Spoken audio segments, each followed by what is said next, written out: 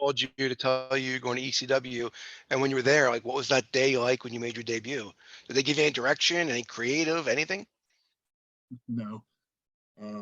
I had a meeting with they when I went up to the I want to say warehouse, but up to headquarters, Stanford. I think I was there to do maybe my physical. But anyway, Ron Killings and I were on that trip, and the writers met with both of us at different times, and they listened to us. Let me just say, they listened to me.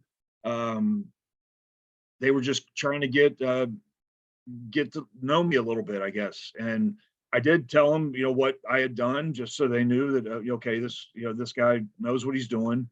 I don't think there were any real thoughts put in right there, but I remember leaving that meeting thinking that it was a good meeting. So I must have had some positivity going on there, and so I felt like something was going to happen. I even threw out some ideas for something new for me. And it was kind of, I was throwing it at them and then letting them get creative with it. That was my idea. They never went anywhere with it. I showed them pictures and just some ideas. They seemed to like the idea of my ring jacket, my AMW jacket. Because that was always one of my best suits.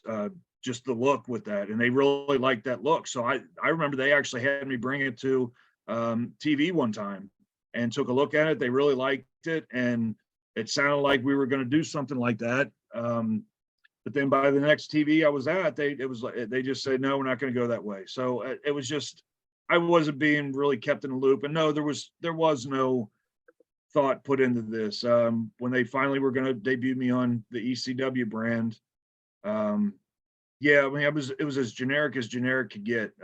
So that day I came in, I was of course excited to debut, but I'd already been kind of feeling like, this wasn't the place for me. We did the backstage skit, and that was just a complete chaotic mess.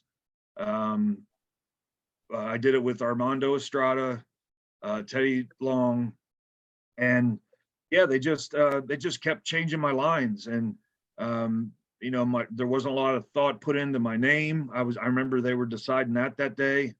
I tried to give a little input onto that, but yeah, they were just trying to decide that day, and the promo lines they were awful, but I just didn't feel like I was in a place where I could say, hey, that doesn't fit me, can maybe we try this. I kept my mouth shut and I did what I was told, and they kept throwing out these lines, and it's unbelievable what they wound up going with, because that was the famous no, I'll knock your brains out kind of line. And I'm thinking, good Lord, I knew at the time that was one of the most awful things that I could have said. And of course, fans wound up agreeing with it.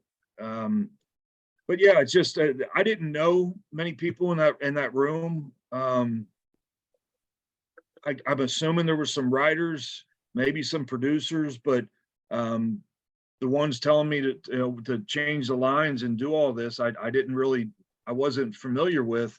But I will have to say, Bruce Prichard produced that segment, and he was just sitting back in a chair in the back, being as non-interested as he could in this whole thing. He looked like he didn't want to be there, and he wasn't helping at all in anything like that. So he definitely remembers it a lot different than I do, because I've heard his report on it. How it was just, we had to do so many takes one after another. And I'm thinking to myself, well, yeah, you kept changing my lines, so yeah, we do have to keep doing it. But yeah, there wasn't any thought into it. And then so by the time I'm coming out, there's just no background. My look was generic, my music was generic.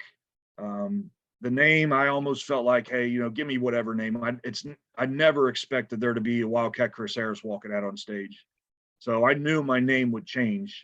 So the name really didn't bother me as much as it bothered other people. I felt like, hell, I'll go out here and do what I know how to do, and I'll make Braden Walker work. But yeah, there's just so much generic to it that, you know, I almost had to look at it like, you know, why don't I don't expect the fans to get into this. I wouldn't get into it. You know, why are we giving them a reason to care?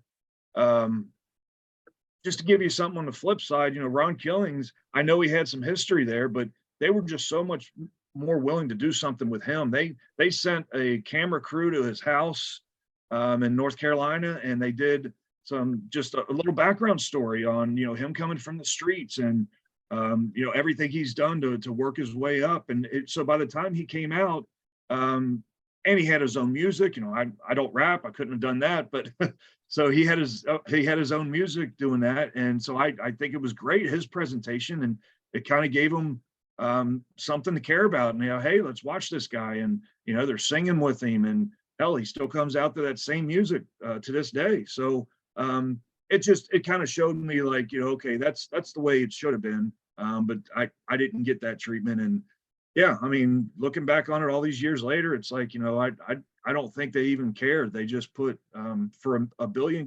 company, they just put no thought into my presentation there, and it was blah, and that's how the fans took it. It was just blah to them. So why are they going to care about this guy? The actual matches did you have there? Was Only it like 3 three? counting that dark match. Really? So you go Yeah. back the next week, they give you another win, and then what happens? Well, I had the match with Armando, and Mhm. then I don't remember how much time. I mean, guys like you probably know this better than I don't remember how much time there was between that one and the next one. But I remember I did a backstage thing with Matt Hardy, and here Matt he's trying to help me out. He actually, if you go back and look at that promo, he stuck the Wildcat name in there. You remember that? Yeah. So he was even trying to help me out, you know, throwing that in there. So I thought that was cool. But then I worked with, I think his name was James Curtis.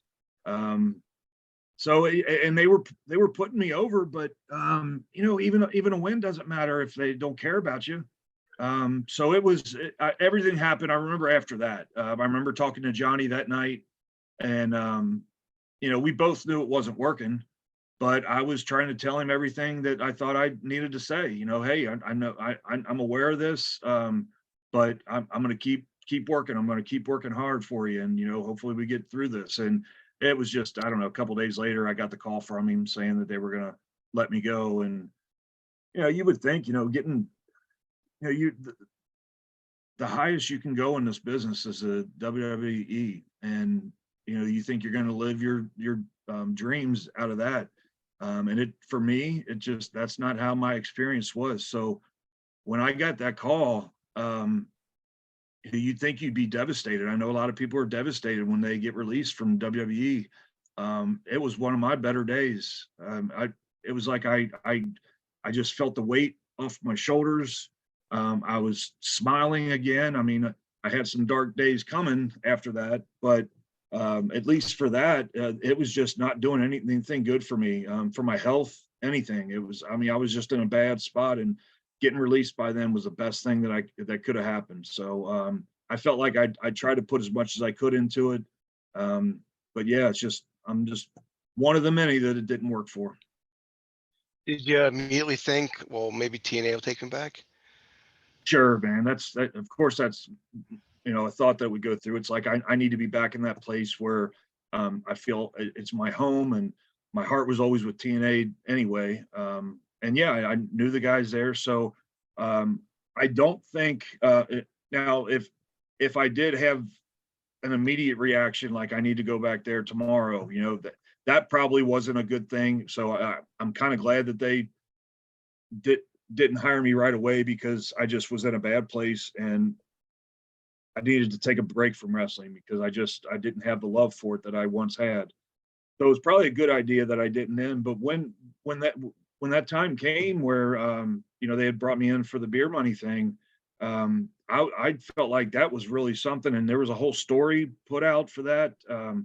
Yeah, I'd hoped that I could wind up back with TNA, but in the early days, coming back, I knew that wasn't going to happen. They were still pissed off that I had left, even though the guy heading this whole system out, Jeff Jarrett, I mean, how many times did he flip back and forth between companies? So you know, I almost wish I could go back and go up to him and be like, are you kidding me? I mean, you're mad that so, yeah, I wished I would have had a better welcome back there, but that wasn't happening. But I did feel like when I got the call to come back for that short time, I felt like, okay, I put my time in, and I had a couple years where, you know, I had to get myself focused and, you know, get my head back in the game. And I thought that was really the start. And I was in for a big surprise when after the pay-per-view, I think it was an Against All Odds pay-per-view. They said they were going in a different direction, and that was it. So that was short-lived. If people want to contact you, what's the best way? My Twitter is at AMW Wildcat. My Instagram is at AMW Wildcat Chris Harris. That's the best way to get a hold of me. And I can do it sometimes. I have a booking agent that can do it sometimes, but get a hold of me because everyone, you know, I get things like that. I get interest all the time on doing something, and I'd love to work something out. So anybody that's interested in doing it, I mean, sometimes their first question is they want to book me for a match, and I always have to say that's probably not going to happen. But you know, and sometimes they may not be interested anymore, and that's fine. And then, but sometimes they will go with something. And you know, Storm and I still have done appearances together, so a lot of times they'll book him for a match, and I'll be in his corner, that kind of thing. So even AMW still gets out there and does our thing. So maybe not a tag team match, but we still get out there, and it's still great to meet everybody because I mean, just the overwhelming feeling that they give us of the appreciation. A lot of people do remember those days and remember what we did, and I love hearing those kind of stories. And you know, when they, you know, the matches they say they loved, and yeah, it's a really cool feeling to be able to do these appearances and talk to everybody and get some input of what they enjoyed and about my career or our career.